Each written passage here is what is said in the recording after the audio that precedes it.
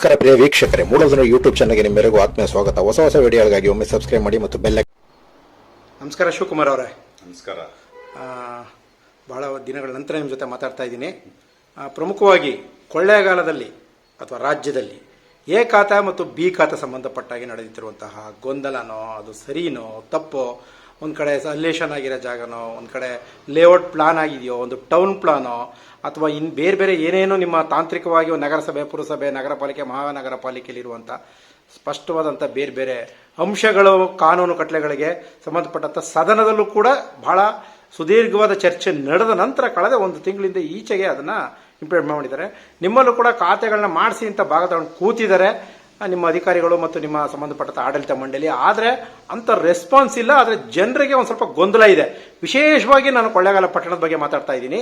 ಹಳ್ಳಿಗಳಿಗೂ ಕೂಡ ಏನೋ ಪ್ರಾರಂಭ ಮಾಡ್ದಂಗೆ ಕಾಣ್ತಾ ಇದೆ ವಾತಾವರಣ. ಸರ್ಕಾರ ಅದೊಂದು ಕಡೆ ಇರಲಿ, ಕೊಳ್ಳೇಗಾಲ ನಗರಸಭಾ ವ್ಯಾಪ್ತಿಯಲ್ಲಿ 31 ವಾರ್ಡಲ್ಲಿ ಯಾವುದು ಅಧಿಕೃತ, ಯಾವುದು ಅನಧಿಕೃತ, ಯಾವ ರಸ್ತೆ ಅನಧಿಕೃತ, ಎಲ್ಲಿ ರಸ್ತೆ ಇದೆ, ಎಲ್ಲಿ ಪ್ಲಾಂಟ್ ಇದೆ, ಯಾವ ಸೈಡ್ ತಗೊಂಡ್ರೆ ಏನು ಗ್ರಾಚಾರನೋ, ಯಾವ್ದು ಕೋರ್ಟ್ ಕೊಟ್ಟೋಗುತ್ತೋ, ಏನು ನಮ್ದು ಖಾತೆ ರದ್ದಾಗುತ್ತೋ, ಎ ಖಾತೆ ಯಾವುದು, ಬಿ ಖಾತೆ ಹಾಕಿದ್ರೆ ನಮ್ದು ಗೊಂದಲ ಏನು, ಅದು ಮಾರಾಟ ಮಾಡೋಕ್ಕಾಗುತ್ತೋ, ಬ್ಯಾಂಕ್ ಲೋನ್ ಸಿಗುತ್ತೋ ಅಂತ ಹೇಳುವ ಆರೋಪದ ಬಗ್ಗೆ ಇತ್ತೀಚೆಗೆ ಮಹೇಶ್ ಅವರು, ಮಾಜಿ ಸಚಿವ ಮಹೇಶ್ ಅವರು ಕೂಡ ಅದನ್ನು ಒಂದು ರೀತಿ ಪ್ರಶ್ನೆ ಮಾಡಿದ್ದಾರೆ. ಸರ್ಕಾರವನ್ನು ಪ್ರಶ್ನೆ ಮಾಡಿದ್ದಾರೆ, ಸ್ಥಳೀಯವಾಗಿ ಪ್ರಶ್ನೆ ಮಾಡಿದ್ದಾರೆ ಒಂದು ಕಡೆ. ಆದರೆ ಅದಕ್ಕೆ ಕಾರವಾಗಿ ಜಿ ಎನ್ ನಂಜುಂಡಸ್ವಾಮಿ ಅವರು ಕೂಡ ಒಂದು ಸುದ್ದಿಗೋಷ್ಠಿಯನ್ನು ಮಾಡಿ ಅದು ಸರಿ ಇದೆ, ಅದು ಜನರಿಗೆ ಅನುಕೂಲ ಆಗುತ್ತೆ, ಅಧಿಕೃತ ಇದ್ದದ್ದು ಅಧಿಕೃತ ಆಗುತ್ತೆ, ಎ ಖಾತೆ ಸಂಬಂಧಪಟ್ಟ ಎ ಖಾತೆ ಆಗುತ್ತೆ, ಬಿ ಖಾತೆ ಸಂಬಂಧ ಬಿ ಖಾತೆ ಆಗುತ್ತೆ, ಇದು ಯಾವುದೇ ಗೊಂದಲ ಬೇಡ, ನಿಮ್ಮ ಆಸ್ತಿ ನಿಮಗೆ ಮಾಡ್ಕೊಳ್ಳಾಗುತ್ತೆ, ನಿಮ್ಮ ಸಂಬಂಧಪಟ್ಟವ್ರು ಮಾಡ್ಕೊಳ್ಳಿ ಅಂತ ಹೇಳಿದ್ದಾರೆ. ಮಹೇಶ್ ಅವರು ಗ್ಯಾರಂಟಿ ದುಡ್ಡುಗೋಸ್ಕರ ಇವೆಲ್ಲ ಮಾಡ್ತಾ ಇದ್ದಾರೆ ಅಂತ ಆರೋಪ ಮಾಡಿದ್ದಾರೆ. ಬಿಜೆಪಿಯವರು ಸಹಜವಾಗಿ ಸರ್ಕಾರದ ವಿರುದ್ಧವಾಗಿ ಮಾತಾಡಲಿ.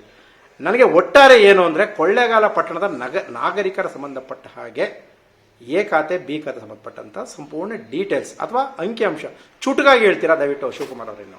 ನಮಸ್ಕಾರ ನಾಗರಾಜ್ ಅವರೇ. ನಾಡಿನ ಸಮಸ್ತ ಜನತೆಗೆ ಮುಂಬರುವ ಯುಗಾದಿಯ ಶುಭಾಶಯಗಳನ್ನ ಕೋರುತ್ತಾ, ಈ ಎ ಖಾತಾ ಬಿ ಖಾತಾ ಅಂತ ಬಂದಿರತಕ್ಕಂಥದ್ದು ಸರ್ಕಾರ ಬಹಳ ಸುಲಭವಾಗಿ ಅದನ್ನ ವಿಂಗಡಣೆ ಮಾಡಿದೆ. ಇಷ್ಟು ದಿನ ಯಾವ ಸರ್ಕಾರದಲ್ಲೂ, ಹಿಂದಿನ ಸರ್ಕಾರದಲ್ಲೂ ನಾವು ನೋಡಿದೀವಿ, ಅದು ಬರೀ ಗೊಂದಲಮಯವಾಗಿ ಇಟ್ಟಿದ್ರು. ಇವತ್ತೊಂದು ದಿವಸ ಸಿದ್ದರಾಮಯ್ಯನವರು ಮತ್ತು ಡಿ ಕೆ ಶಿವಕುಮಾರ್ ಅವರ ಸರ್ಕಾರ ಈ ಜನರ ಸಮಸ್ಯೆಯನ್ನ ಬಹಳ ಸುಲಲಿತವಾಗಿ, ಸರಳವಾಗಿ, ತುಂಬಾ ತಿಳಿಯಾಗಿ ಹೇಳ್ತಾ ಇದೆ ಎ ಖಾತಾ ಮತ್ತು ಬಿ ಖಾತಾ ಅಂತ. ನೋಡಿ, ಈ ಸೊತ್ತು ಅಂತ ಬಂದಿರತಕ್ಕಂಥದ್ದು ಎಲೆಕ್ಟ್ರಾನಿಕ್ಸ್ ಇಂದ ಬಂದಿರೋದು. ಮೊದಲು ಕೈಯಲ್ಲೇ ಬರಿತಾ ಇದ್ವಿ, ಅದನ್ನ ನಮೂನೆ 3 ಅಂತ ಇದ್ವಿ. ಈಗ ಇ ಖಾತಾ ಅಂತ ಬಂದಿದೆ, ಕಂಪ್ಯೂಟರೀಕರಣ ಆಗಿದೆ, ಡಿಜಿಟಲ್ ಸಿಗ್ನೇಚರ್ ಇರುತ್ತೆ. ಇದು ಇ ಖಾತಾ ಅಂತ. ಇದನ್ನ ಎ ಖಾತೆಗೂ ಕೊಡ್ತಾರೆ, ಬಿ ಖಾತೆಗೂ ಕೊಡ್ತಾರೆ. ಎ ಖಾತಾ ಅನ್ನೋದನ್ನ ಮೊದಲನೇ ತಮ್ಗೆ ಹೇಳ್ತೀನಿ. ಎ ಖಾತಾ ಅಂತ ಬಂದಿರತಕ್ಕಂಥದ್ದು ಗ್ರಾಮ ಠಾಣೆ ಅಂದ್ರೆ 1976ರಿಂದ ಹಿಂದೆ ಇದ್ದಂತ ಗ್ರಾಮಗಳಾಗಿರ್ಲಿ ಅಥವಾ ಲೇಔಟ್ಗಳಾಗಿರ್ಲಿ, ಏನೇ ಆಗಿದ್ರು ಅದೆಲ್ಲವನ್ನ ಎ ಖಾತಾ ಅಂತಂತಾರೆ. 1976ರಿಂದ ಆಚೆ ಯೋಜನಾ ಪ್ರಾಧಿಕಾರ ಅಂತ ಮಾಡಿದ್ರು ಸರ್ಕಾರ. ಯಾತಕ್ಕೆ ಯೋಜನಾ ಪ್ರಾಧಿಕಾರ ಮಾಡಿದ್ರು ಅಂದ್ರೆ, ಲೇಔಟ್ ಮಾಡಿದಾಗ ಸುಸಲ್ಲಿತವಾದಂತಹ, ನಿಖರವಾದಂತಹ ಜಾಗ, ರಸ್ತೆ, ಪಾರ್ಕು ಮತ್ತೆ ಲಿಂಕ್ ರಸ್ತೆಗಳನ್ನ ಮಾಡೋದಕ್ಕೋಸ್ಕರ ಯೋಜನಾ ಪ್ರಾಧಿಕಾರ ಮಾಡಿ, ಲೇಔಟ್ಗಳನ್ನ ಈ ಯೋಜನಾ ಪ್ರಾಧಿಕಾರದ ಮುಖಾಂತರ ವ್ಯವಸ್ಥಿತವಾಗಿ ಮಾಡಿ, ಅದನ್ನ ಅಲ್ಲಿಂದ ಬಂದಂತ ಲೈಸೆನ್ಸ್ ಇಂದ ಯೋಜನಾ ಪ್ರಾಧಿಕಾರ ಓಕೆ ಕೊಟ್ಟ ಮೇಲೆ ಅವರು ಸೈಟ್ಗಳನ್ನ ಹಂಚಬೇಕು ಅಂತ ಮಾಡಿದ್ರು. ಈ ಇದರಲ್ಲಿ ಏನಾಗಿದೆ ಅಂದ್ರೆ, ನಾನು ಯಾತಕ್ಕೆ ಮೊದಲನೇದಾಗಿ ನಿಮಗೆ ಈ ಬಿ ಖಾತಾ ಮತ್ತು ಎ ಖಾತಾದಲ್ಲಿ ಫಸ್ಟ್ ಹೇಳ್ಬೇಕಾಗಿರ್ತಕ್ಕಂಥದ್ದು ಎ ಖಾತಾ. ಇದು 1976ರಿಂದ ಹಿಂದೆ ಇದ್ದನ್ನೆಲ್ಲ ಗ್ರಾಮ ಠಾಣ ಅಂತ ಕರಿತೀವಿ. ಗ್ರಾಮ ಠಾಣ ಅನ್ನೋದು ಅಧಿಕೃತವಾದಂಥದ್ದು. 1816-17ರಲ್ಲಿ ಸರ್ಕಾರ, ಬ್ರಿಟಿಷ್ ಕಾಲದಲ್ಲಿ ಕಂದಾಯ ಇಲಾಖೆ ಅಂತ ಇದನ್ನ ಸರ್ವೆ ಅಂತ ಡಿಪಾರ್ಟ್ಮೆಂಟ್ ಮಾಡಿದ್ರು. ಆಗ ಸರ್ವೆ ಮಾಡಿದಂಥದ್ದು ಜನ ಏನು ವಾಸ ಮಾಡ್ತಿದ್ರು ಅದನ್ನ ಬಿಟ್ಟು ಇನ್ನು ಮಿಕ್ಕಿದ್ನೆಲ್ಲ ಸರ್ವೆ ಮಾಡಿದ್ರು. ಇರ್ತಕ್ಕಂಥ ಜನ ವಾಸ ಮಾಡಿದ್ರಿಂದ ಗ್ರಾಮ ಠಾಣ ಅಂತ ಮಾಡಿದ್ರು. ಅಲ್ಲಿಂದ ಇದುವರೆಗೂ ಸರ್ವೆ ನಡ್ಕೊಂಡು ಬಂದಿದೆ.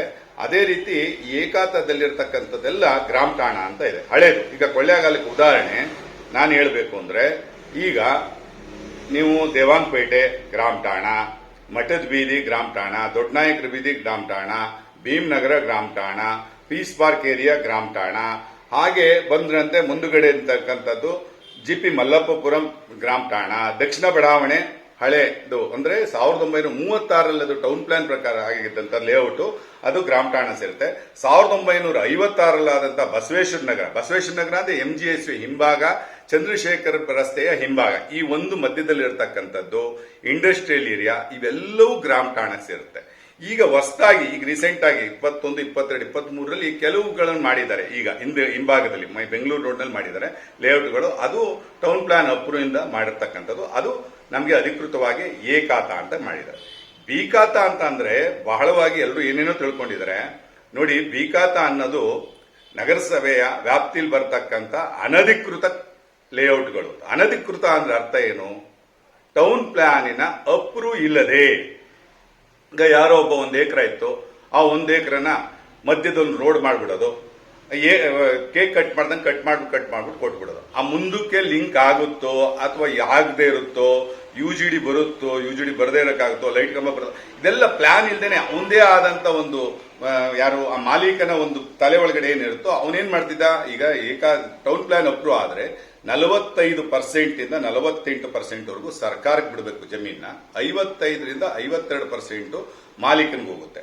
ಆ 45-42ರಲ್ಲಿ ರಸ್ತೆ ಇರುತ್ತೆ, UGD ಇರುತ್ತೆ, ಪಾರ್ಕ್ ಇರುತ್ತೆ, ದೇವಸ್ಥಾನ ಇರುತ್ತೆ, CA ಸೈಟ್ ಇರುತ್ತೆ. ಇಷ್ಟೆಲ್ಲ ಬಿಟ್ಟು ಸರ್ಕಾರ ಮುಂದಿನ ಅಲ್ಲಿರೋರಿಗೆ ಅಧಿಕೃತವಾಗಿ ಒಂದು ಲೇಔಟ್ ನ ಮಾಡಿ ಅವ್ರಿಗೆ ಯಾವುದೇ ತೊಂದರೆ ಇದ್ದಂತೆ ಮಾಡ್ತಕ್ಕಂಥದ್ದೇ ಟೌನ್ ಪ್ಲಾನಿನ ಒಂದು ಯೋಜನೆ. ಆ ಟೌನ್ ಪ್ಲಾನ್ ಅಪ್ರೂವ್ ತಗೊಂಡಿರ್ತಕ್ಕಂಥ ಎಲ್ಲಾ ಲೇಔಟ್ಗಳು ಅಧಿಕೃತವಾಗಿರುತ್ತದೆ. ಆದ್ರೆ ಕೊಳ್ಳೇಗಾಲದಲ್ಲಿ ಕೆಲವು ವಿಚಾರಗಳಲ್ಲಿ ಹೇಳ್ಬೇಕು ಅಂದ್ರೆ, ಈಗ ಅಧಿಕೃತ ಅಂತ ತಗೊಂಡಿದ್ದಾರೆ ಕೆಲವು ಬಡಾವಣೆಗಳಲ್ಲಿ, ಅಲ್ಲಿ ಹೋದಾಗ ಅದು ಅಧಿಕೃತ. ಈಗ ನಾವು ಏನು ಸರ್ಕಾರ ಕೊಟ್ಟಿರ್ತಕ್ಕಂಥ ಎ ಖಾತಾ ಬಿ ಖಾತಾಗೆ ಹೋದಾಗ ಅದು ಅನಧಿಕೃತ ಇರುತ್ತೆ, ಅದು ಬಿ ಖಾತಾ ಅಂತ ಹೇಳ್ತಾರೆ. ಯಾತಕ್ಕೆ ಎ ಖಾತಾ ಬಿ ಖಾತಾ ಅಂತ ಮಾಡಿದರೆ, ಅನಧಿಕೃತ ಯಾವುದು ಅಧಿಕೃತ ಯಾವುದು ಅಂತ ಗೊತ್ತಾಗ್ಲಿ. ಇವತ್ತಿನ ದಿವಸ ನಾಳೆ ದಿವಸ ಮತ್ತೆ ಸರ್ಕಾರ ಅನಧಿಕೃತ ಅನ್ನೋದನ್ನೆಲ್ಲ ಒಂದು ಬೈಂಡಿಂಗ್ ಮಾಡಿ ಒಂದ್ ಕಡೆ ಒಂದು ರಿಜಿಸ್ಟರ್ ಮಾಡಿ ಒಂದ್ ಕಡೆ ಇಟ್ಟಾಗ ನಾಳೆ ದಿವಸ ಮತ್ತೆ ಕೋರ್ಟ್ ನಲ್ಲಿ, ಸುಪ್ರೀಂ ಕೋರ್ಟ್ ಯಾಕಾಗಿದೆ ಅಂದ್ರೆ, ಸುಪ್ರೀಂ ಕೋರ್ಟ್ ಒಂದು ಆದೇಶ ಹೊರಡಿಸಿದೆ 2017ರಲ್ಲಿ, ಯಾವುದೇ ಕಾರಣಕ್ಕೂ ಅನಧಿಕೃತನ ಅಧಿಕೃತ ಅಂತ ಘೋಷಣೆ ಮಾಡಬಾರದು. ಅದು ಸರ್ಕಾರಕ್ಕೂ ಗೊತ್ತಿದೆ. ಅದಕ್ಕೋಸ್ಕರ ಸರ್ಕಾರದವರು ಇದೆಲ್ಲ, ಯಾಕಂದ್ರೆ 2018ರಿಂದ ಖಾತೆ ಮಾಡೋದೇ ನಿಲ್ಲಿಸ್ಬಿಟ್ಟಿದ್ರು. ಅನಧಿಕೃತವಾದಂತ ಲೇಔಟ್ಗಳಲ್ಲಿ ಇರತಕ್ಕಂತ ಯಾವುದೇ ಸೈಟ್ಗಳನ್ನ ಮಾಡಕೂಡುದು ಅಂತ ನಿಲ್ಲಿಸ್ಬಿಟ್ರು. ಅದರಿಂದ ಬಹಳ ತೊಂದರೆ ಆಗಿತ್ತು, ಎಲ್ಲಾ ಜನಗಳಿಗೂ ತೊಂದರೆ ಆಗಿತ್ತು. ಮಾರಕ್ ಆಗ್ತಿರ್ಲಿಲ್ಲ, ಈ ಸೊತ್ತು ಮಾಡಿಸ್ಕೊಳಕ್ ಆಗ್ತಿರ್ಲಿಲ್ಲ, ಒಬ್ರು ಕೊಡಕ್ ಆಗ್ತಿರ್ಲಿಲ್ಲ. ಇವತ್ತು ಸಿದ್ದರಾಮಯ್ಯನವರ ಸರ್ಕಾರ ಮತ್ತು DK ಶಿವಕುಮಾರ್ ಅವರ ಜೊತೆನ ಸರ್ಕಾರ ಇವತ್ತು ಅದನ್ನೆಲ್ಲ ಕೂಲಂಕುಷವಾಗಿ ಪರಿಶೀಲನೆ ಮಾಡಿ, ಈಶ್ವರ್ ಖಂಡ್ರೆ ಅವರ ಒಂದು ಸಮಿತಿ ಮಾಡಿ, ಈಶ್ವರ್ ಖಂಡ್ರೆ ಅವರನ್ನ ಅಧ್ಯಕ್ಷರು ಮಾಡಿ, ಆ ಸಮಿತಿನಲ್ಲಿ ಪ್ರತಿಯೊಂದು ವಿಚಾರಗಳನ್ನ ಆಗುವುಗಳನ್ನ ತಿಳಿದು ಒಂದು ಅಮೆಂಡ್ಮೆಂಟ್ ತಂದಿದ್ದಾರೆ, ಕಾಯ್ದೆ ತಂದಿದ್ದಾರೆ. ಆ ಕಾಯ್ದೆ ಪ್ರಕಾರ ಇವತ್ತು ಎ ಖಾತಾ ಬಿ ಖಾತಾ ಅಂತ ಮಾಡಿ, ಯಾವುದು ಅನಧಿಕೃತವಾದಂತಹ ಸೈಟ್ ಇದೆಯೋ ಅದನ್ನ ಬಿ ಖಾತಾ ಅಂತನೂ, ಅಧಿಕೃತವಾದಂತದ್ದನ್ನು ಎ ಖಾತಾ ಅಂತನೂ ಮಾಡಿದ್ದಾರೆ. ಎರಡಕ್ಕೂ ಈ ಸೊತ್ತು ಬರುತ್ತೆ. ಇಷ್ಟು ದಿನಗಳಲ್ಲಿ ಹಿಂದಿನ ಸರ್ಕಾರಗಳು ಅದನ್ನ ಖಾತೆಗಳನ್ನೇ ಮಾಡಕ್ ಬಿಟ್ಟಿರಲಿಲ್ಲ, ಬಹಳ ತೊಂದರೆ ಅನ್ಬೋದು. ಇವತ್ತಿನ ಸರ್ಕಾರ ಅದನ್ನೆಲ್ಲ ಪರಿಶೀಲನೆ ಮಾಡಿ ಒಂದು ಎ ಖಾತಾ ಮತ್ತು ಬಿ ಖಾತಾ ಅಂತ ಮಾಡಿದೆ. ಇದೇ ಉದ್ದೇಶಕ್ಕೋಸ್ಕರ ಇವತ್ತು ತಮಗೆಲ್ಲ ಒಂದು ಅವಕಾಶ ಕೊಟ್ಟಿದೆ ಸರ್ಕಾರ. ಅದರಿಂದ ತಾವೆಲ್ಲ ಈ ಒಂದು ಸದುಪಯೋಗ ಪಡಿಸ್ಕೊಂಡು ತಮ್ಮಲ್ಲಿರ್ತಕ್ಕಂಥ ಏನು ಆಸ್ತಿಗಳಿದೆ ಅದನ್ನು ನಗರಸಭಾ ವ್ಯಾಪ್ತಿಯೊಳಗೆ ನಿಮ್ಗೆ ಹಕ್ಕು ಸಿಗುವಂತಹ, ಯಾಕೆಂದರೆ ನೀವು ಏನೇ ಮಾಡಬೇಕು, ಇವತ್ತೊಂದು ಮಾರಬೇಕು ಅಂದರೆ ಕಾವೇರಿ 2 ಅಂತ ಆಗಿದೆ. ಈಗ ಸರ್ಕಾರ ಕಾವೇರಿ 2 ಮಾಡಿದೆ. ನಿಮಗೆ ಈ ಸೊತ್ತಾಗಿದ್ರೆ ಮಾತ್ರ ಕಾವೇರಿ 2ನಲ್ಲಿ ನಿಮ್ಗೆ ರಿಜಿಸ್ಟರ್ ಆಗೋದು. ನಿಮಗೆ PID ನಂಬರ್ ಇದ್ರೆ ಮಾತ್ರ ಸರ್ಕಾರದಲ್ಲಿ ನಿಮಗೆ ರಿಜಿಸ್ಟರ್ ಆಗುತ್ತೆ. PID ನಂಬರ್ ಇಲ್ಲ ಅಂದರೆ ನಿಮ್ಗೆ ಯಾವುದೇ ಕಾರಣಕ್ಕೂ ನೀವು ಯಾವ ಸೊತ್ತನ್ನು ಮಾರಕ್ಕೂ ಆಗಲ್ಲ, ತಗೊಳ್ಳೋಕ್ಕೂ ಆಗಲ್ಲ. ಆದ್ದರಿಂದ ತಾವೆಲ್ಲ ದೊಡ್ಡ ಮನಸ್ಸು ಮಾಡಿ ಈ ಒಂದು ವಿಚಾರದಲ್ಲಿ ಕೆಲವು ಗೊಂದಲಗಳಿದ್ರೆ ಅದನ್ನೆಲ್ಲ ವಿವರವಾಗಿ, ಇನ್ನೂ ನೇರ ಬಂದರೆ ನಾನು ವಿವರವಾಗಿ ಹೇಳ್ತೀನಿ. ನನಗೆ ತಿಳಿದಿರೋಷ್ಟು ಸಮಾಜಕ್ಕೆ, ಸಾರ್ವಜನಿಕ ಒಳ್ಳೆಯದಾಗಲಿ ಅಂತ ತಮಗೆಲ್ಲ ಹೇಳ್ತಾ, ಮತ್ತೊಂದ್ಸಲಿ ತಾವೆಲ್ಲ ಬಂದು ನಗರಸಭೆಯಲ್ಲಿ ನಾವೆಲ್ಲ ಇರ್ತೀವಿ, ಎಲ್ಲ ಸದಸ್ಯರಿರ್ತಾರೆ, ಅಧಿಕಾರಿಗಳಿರ್ತಾರೆ. ಯಾವುದೇ ಬೇರೆಯವರ ಮೂರನೇ ವ್ಯಕ್ತಿಗಳ ಯಾವುದೇ ದುಡ್ಡು ಕಾಸು ಕೊಡದೇನೆ ನೀವು ಸವಿಸ್ತಾರವಾಗಿ ವಿಚಾರಗಳನ್ನ ತಿಳ್ಕೊಂಡು ನೇರ ಪಾವತಿ ಮಾಡಿ ಸರ್ಕಾರಕ್ಕೆ ಕಂದಾಯನ ಕಟ್ಟಿ ನಿಮ್ಮ ಆಸ್ತಿಗೆ ನೀವು ಹಕ್ಕುದಾರರಾಗಿ. 5ನೇ ಕಾಲಮ್ ನಂಬರ್ 105 ಅಂತ ಅದೆಲ್ಲ ತುಂಬ ವಿವರವಾಗಿದ್ದಾವೆ. ಅದನ್ನು ಇದರಲ್ಲಿ ಹೇಳೋದಕ್ಕಾಗಲ್ಲ, ಅದನ್ನು ಕೂತು ನೋಡೋದಾಗಲೇ ಗೊತ್ತಾಗುತ್ತೆ ನಿಮಗೆ. ಶಾರ್ಟಾಗೆ ಸ್ವೀಟಾಗೆ ಗೊತ್ತಾಗಬೇಕು ಅಂದರೆ, ಅನಧಿಕೃತ ಬಡಾವಣೆಗಳಲ್ಲಿ ಏನು ಮನೆ ಕಟ್ಟಿದ್ದೀರಾ, ಸೈಟ್ ಇದ್ದೀರಾ, ಅದನ್ನು ದುಪ್ಪಟ ಕೊಟ್ಟು, ಅಂದರೆ ಇವತ್ತಿನವ್ರಿಗೆ ಒಂದ್ಸಲಿ ಕಟ್ಕೊಂಡ್ಬಂದಿದ್ದೀರಾ, ಇನ್ನೊಂದ್ಸಲಿ ಕಟ್ಟೋದು ಅಷ್ಟೇ. ದುಪ್ಪಟ್ಟ ಅಂದರೆ ಈ ಕಟ್ಟಿರೋದಕ್ಕೆ ಎರಡಕ್ಕಲ್ಲ. ಒಂದ್ಸಲಿ 150 ರೂಪಾಯಿ ಕಟ್ಟಿದ್ದೀರಾ, ಇನ್ನೊಂದ್ಸಲಿ 150. ಮನೆ ಆದರೆ 1000 ರೂಪಾಯಿ ಕಟ್ಕೊಂಬಂದಿರಾ, ಇನ್ನೊಂದು 1000 ಕಟ್ಟೋದು. ಅದು ನೀವು ಎಲ್ಲಿಂದ ಕಟ್ಟಿದ್ದೀರಾ ಅಲ್ಲಿಂದ, ಎಲ್ಲಿ ನಿಲ್ಸಿದ್ದೀರಾ ಅಲ್ಲಿಗೆ ಅಷ್ಟೇ. ಮತ್ತೆ ಮುಂಚಿತವಾಗಿ ಕಟ್ಟಿದ್ರೆ ಅಲ್ಲಿಂದನೇ ಬರುತ್ತೆ. ಕೆಲವೆಲ್ಲ ಅಲ್ಲ, ಏನ್ ನಿಮ್ಗೆ ಮಾಡಿದ್ದಾರೆ? ಅಲ್ಲಿಂದ ಸೇರಿಸಿ ಇಲ್ಲಿವರೆಗೂ ದಂಡ ಹಾಕ್ತೀರಿ ನೀವು ಅವ್ರಿಗೆ 1,000 ರೂಪಾಯಿ ಕಟ್ಟಿರ್ತಾರೆ ಅಂತ ಇಟ್ಕೊಳ್ಳಿ, ಕ್ಲಿಯರ್ ಆಗಿರುತ್ತೆ ಅಪ್ ಟು ಡೇಟು. ಮತ್ತೆ ಈಗ ಅವ್ರನ್ನ ಮತ್ತೆ ಅಲ್ಲಿಂದ ಕಟ್ಟುವಂತ ಇಲ್ಲ ನೋಡಿ, 2000ದಿಂದ 2010ವರೆಗೂ ಇವ್ರು ಕಟ್ಟಿದ್ರೆ ಒಂದು ಪಟ್ಟು ಕಟ್ಟಿದ್ರೆ, ಆಮೇಲೆ ಕಟ್ಟಿಲ್ಲ. ಆಗೇನ್ ಮಾಡ್ತಾರೆ, 2010ವರೆಗೂ ಇನ್ನೊಂದು ಪಟ್ಟು ಕಟ್ಟಿಸ್ಕೊಂಡು 2010ರಿಂದ ಇವತ್ತಿನವರೆಗೂ ಡಬಲ್ ತಗೋತಾರೆ. ಯಾರು 1 ರೂಪಾಯಿನೂ ಜಾಸ್ತಿ ತಗೊಳ್ಳಲ್ಲ. ಯಾಕೆಂದ್ರೆ ಸರ್ಕಾರದ ಶಿವಕುಮಾರ್, ಈ ಅಲಿಲೇಷನ್ ಸಂಬಂಧಪಟ್ಟಾಗ ಆದ ಗೊಂದಲ ಏನು ಶಿವಕುಮಾರ್? ನೋಡಿ, ನಾನು ಕೊಳ್ಳೇಗಾಲದಲ್ಲಿ ಯಾವ ನಿವೇಶನಗಳು ಅಲಿಲೇಷನ್ ಆಗಿದೆ ಅಥವಾ ಯಾವ ಲೇಔಟ್ಗಳು ಆಗಿದೆ? ನಿಮ್ಗೆಲ್ಲದಕ್ಕಿಂತ ಮುಖ್ಯವಾಗಿ ನಾನು ಮೊದಲನೇದಾಗಿ ಹೇಳಬೇಕು ಅಂದರೆ, ಖಾತಾ ಮಾಡತಕ್ಕಂತಹ ಲೇಔಟ್ಗಳು ಯಾವುದು ಅಂತ ತಮ್ಗೆ ಹೇಳ್ಬಿಡ್ತೀನಿ. ನೋಡಿ, 1977ರಿಂದ ಹಿಂದೆ 76ರಿಂದ ಇದ್ದೇ ಇದ್ದಂತಹ ಗ್ರಾಮಗಳು, ಊರುಗಳು ಮತ್ತು ಸರ್ಕಾರದಿಂದ ಕೊಟ್ಟಿರ್ತಕ್ಕಂಥ ಹಕ್ಕುಪತ್ರಗಳು, ಅದು ಆಶ್ರಯ ಬಡಾವಣೆ ಆಗಿರ್ಬೋದು, ನಿರಾಶ್ರಿತರ ಬಡಾವಣೆಗಳಾಗಿರ್ಬೋದು, ಮತ್ತು 94 ಬರುತ್ತೆ, ಅದು ಅಂತಹ ಒಂದು ಸರ್ಕಾರದಿಂದ ಏನು ಜನತೆ ಕೊಟ್ಟಿರ್ತಾರೋ ಅದೆಲ್ಲ ಅಂದರೆ ಅಧಿಕೃತ ಅಂತ ಬರ್ತದೆ. ಆ ಅಧಿಕೃತ ಬಡಾವಣೆಗಳಿರ್ತಕ್ಕಂಥವೆಲ್ಲವನ್ನು ನಿಮಗೆ ರಿಜಿಸ್ಟರ್ಡ್ ಅಂತ ಬರುತ್ತೆ. ಎಷ್ಟನೇ ಇಸ್ವಿ ಇದು ನೀವು ಹೇಳ್ತಾ ಇದು 1976ರಿಂದ ಹಿಂದೆ ಇದ್ದಂಥದ್ದು.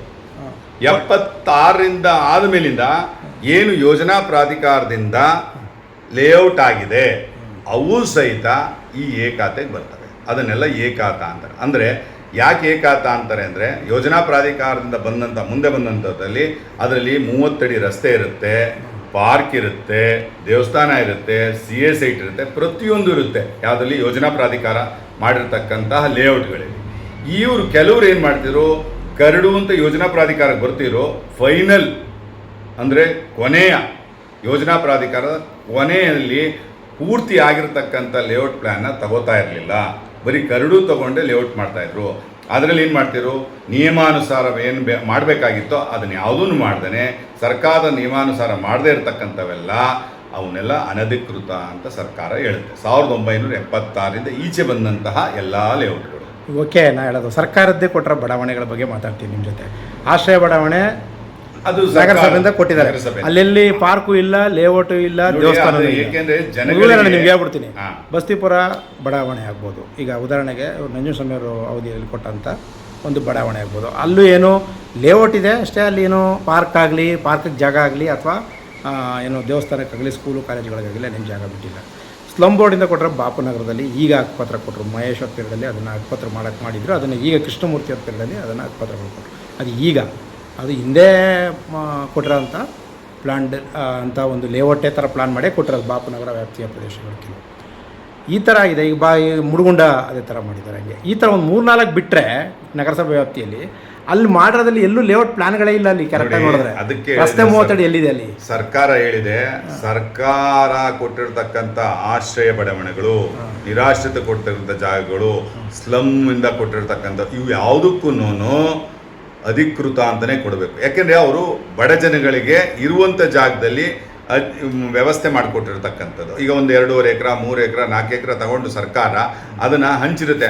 ಅದರಲ್ಲಿ ಯಾಕೆಂದರೆ ಅಧಿಕೃತ ಬಡಾವಣೆ ಅಂದಾಗ 100 ಎಕರೆದಲ್ಲಿ 45% ಸರ್ಕಾರಕ್ಕೆ ಕೊಡಬೇಕು, ಇನ್ನು 55% ಯಾರು ಓನರ್ ಇರ್ತಾನೋ ಅವನಿಗೆ ಬಿಡಬೇಕಾಗತ್ತೆ.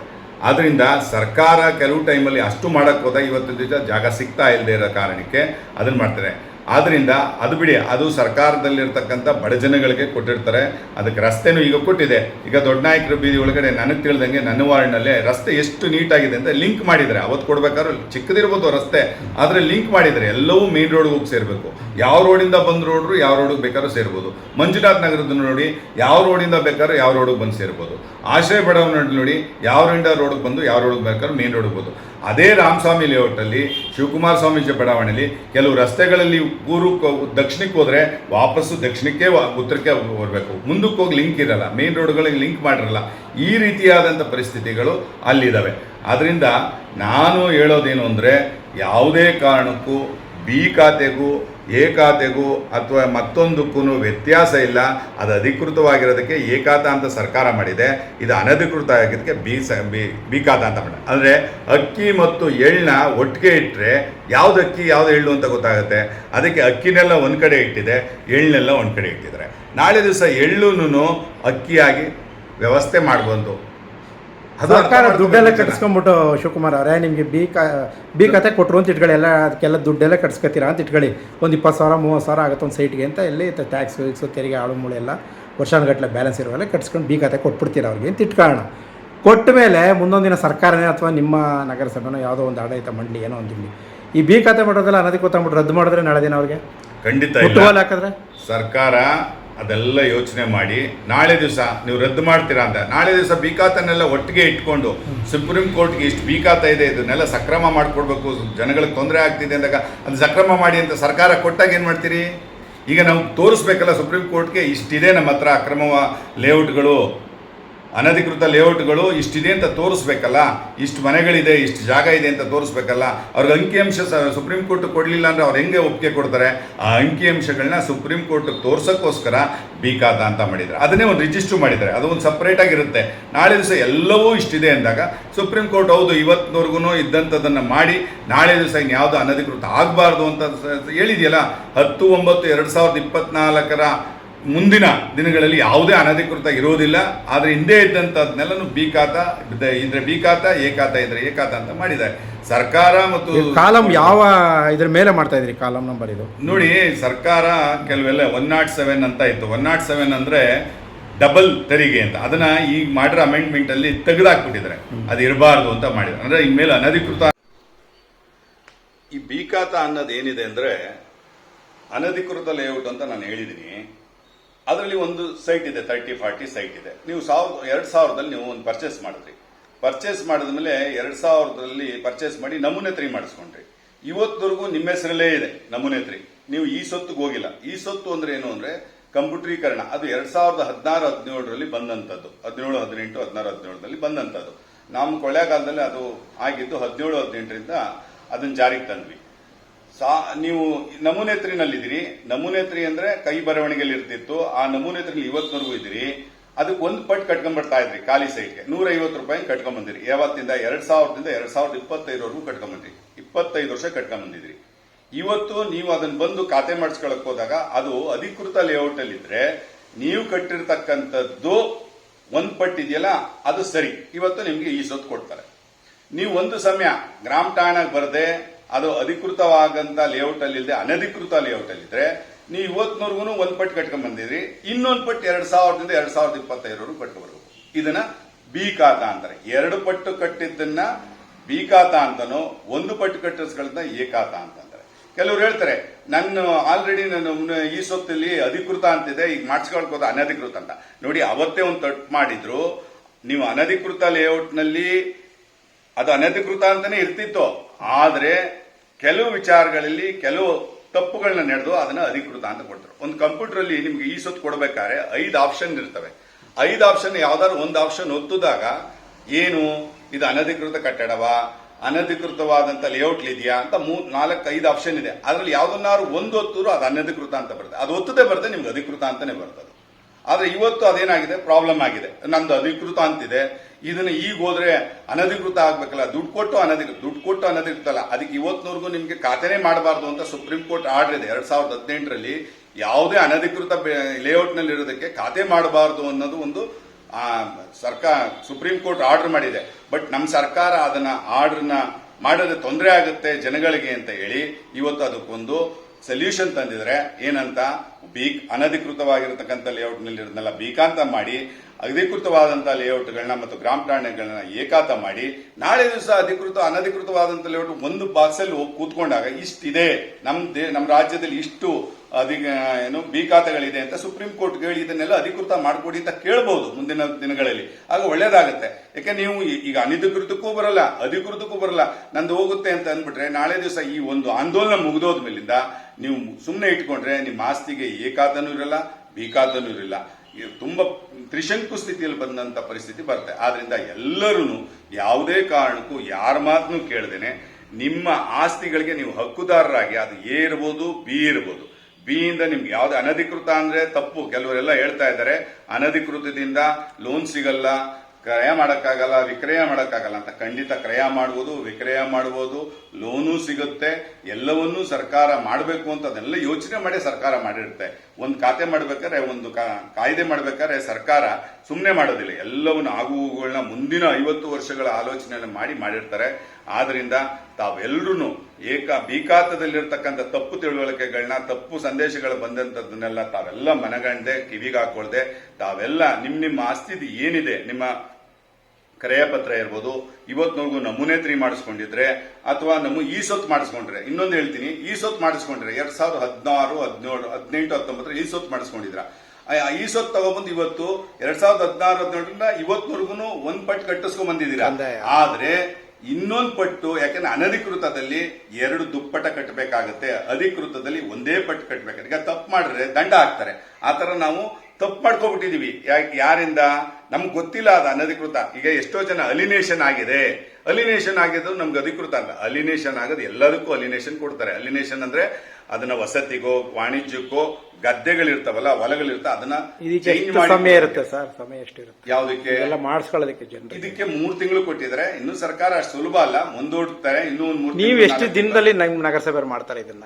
ಅಲ್ಲ, ಈಗ ನಮ್ಗೆ ಬಂದ್ರೆ 15 ದಿವಸಗಳಲ್ಲಿ ಇದನ್ನ ನಾವು ಕೊಟ್ಟು 15 ದಿವಸದಲ್ಲಿ ನಿಮ್ಗೆ ಬಿ ಖಾತೆ ಮಾಡ್ಕೊಡ್ತಾರೆ, ಎ ಖಾತೆ ಮಾಡ್ಕೊಡ್ತಾರೆ. ಅದರಿಂದ ಈಗ ಒಂದು ಉದಾಹರಣೆ, ನಿಮ್ಮ ಜಾಗ ಇದೆ, ನಿಮ್ಮ ಜಾಗದಲ್ಲಿ ನಿಮ್ಮ ಮನೆ ಪಕ್ಕದಲ್ಲಿ ಅಥವಾ ಹಿಂದ್ಗಡೆನೋ ಪಕ್ಕದಲ್ಲೋ ಸೈಡ್ಲೋ ಒತ್ತುವರಿ ಆಗಿರುತ್ತೆ. ಅವ್ರಿಗೆ ಕಂದಾಯ ಕಟ್ಬಿಟ್ಟು ಅವರು ಅಳತೆ ಮಾಡಿ ಒತ್ತುವರಿ ಆಗಿದ್ದವ್ರಿಗೆ ನೀವು ಖಾತೆ ಕೊಟ್ಬಿಟ್ಟಿರ್ತೀರಿ ಅಥವಾ ಇನ್ನೇನೋ ಮಾಡಿರ್ತೀರಿ.